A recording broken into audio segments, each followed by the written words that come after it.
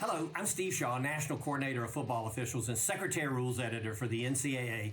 And today we're presenting our third preseason training video for 2025, and we're going to be focused on personal fouls. Now, last season in FBS alone, we called over 2,100 personal fouls.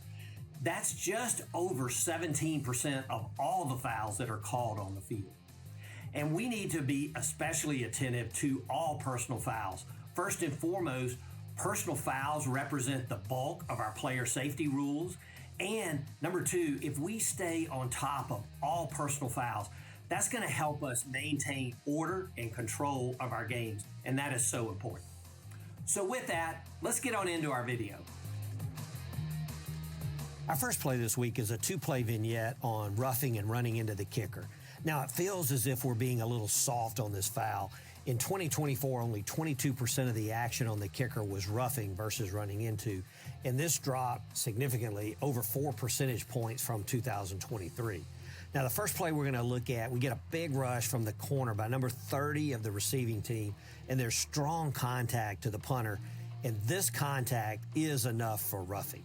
We know that if there's forcible contact to the plant leg, it's always roughing, but all other contact is judged on the severity, and this is clearly enough for roughing.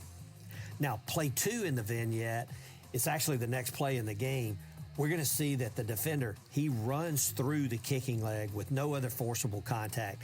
This is correctly judged as running into the kicker. Our officiating standards, number 3 on kicking plays, really outlines this philosophy very well. If it's forcible contact to the plant leg, always roughing. If they simply run through the kicking leg, it's running into, and everything else is based on the severity of the contact. This is severe enough, the first play for roughing the kicker. Play two, we have action on the punter as well here, and we're going to see defender number 88, he dives to block the kick, and there's contact with the punter, and the referee gets the flag down. Now, initially, it may have looked like just a run through the kicking leg, but as we go back and watch the replays, we see that the defender, he dives, he hits the kicking leg, but he also makes contact to the plant leg. The referee correctly rules roughing. He has to sort through another foul on the play and then makes an excellent announcement. There are 2 fouls on the play. Personal foul, roughing the kicker. Receiving team number 88. That 15-yard penalty will be enforced with an automatic first down. During the return, holding receiving team, that penalty will be a decline. First down. Very good job, referee, for going roughing. Good job by the crew overall here. Well done. Play 3 is 3rd and 14, and we see that the quarterback, he gets immediate pressure. He's going to scramble out. He's on the run, but then he's going to slow down, turn toward the boundary, and he's hit hard, and the center judge, trailing the play, gets the marker down. Now, as we go back and take a look at the replays, the quarterback, he clearly slows down. He turns toward the boundary and is not moving north and south. He gives himself up, and he's hit and then shoved by number 99 of the defense.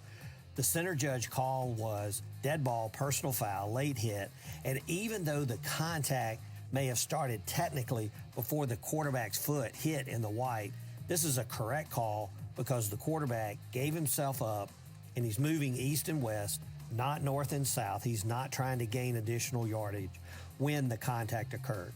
The contact was significant, so this is excellent judgment of getting the dead ball, personal foul. Play 4 is a good alert to a player safety rule.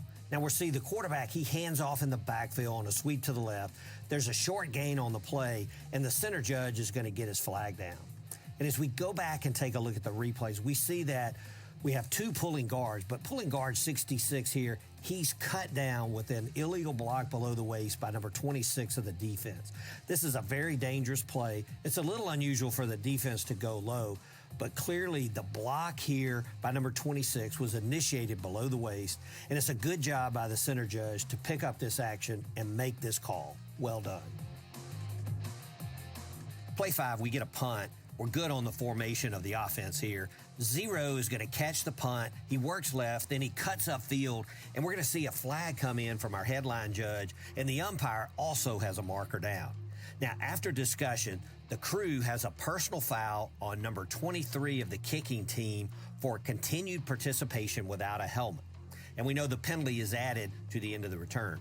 And as we go back and take a look, and we see number 23, as he works downfield to release, his helmet comes off. He goes to retrieve it, puts it back on, and participates in the play. Actually, he's kind of in on the tackle. Now, we know by rule that if a player loses their helmet, they may not continue to participate beyond their immediate action in which they're engaged.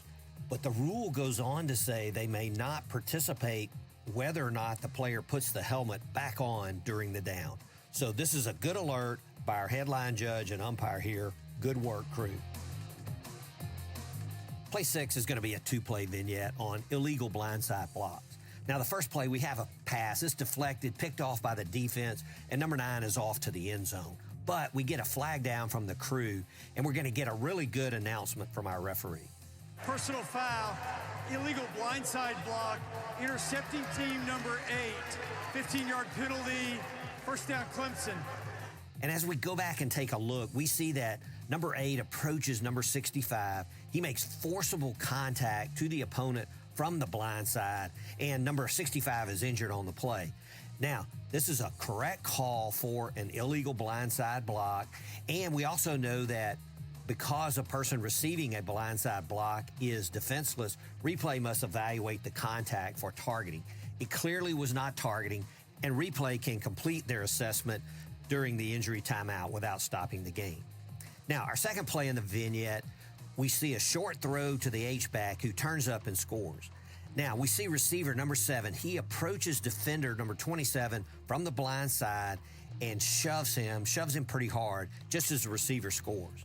Now, this block was clearly from the blind side, but it is not an illegal blindside block because the blocker has used extended hands here, and we don't want this foul when they block with extended hands.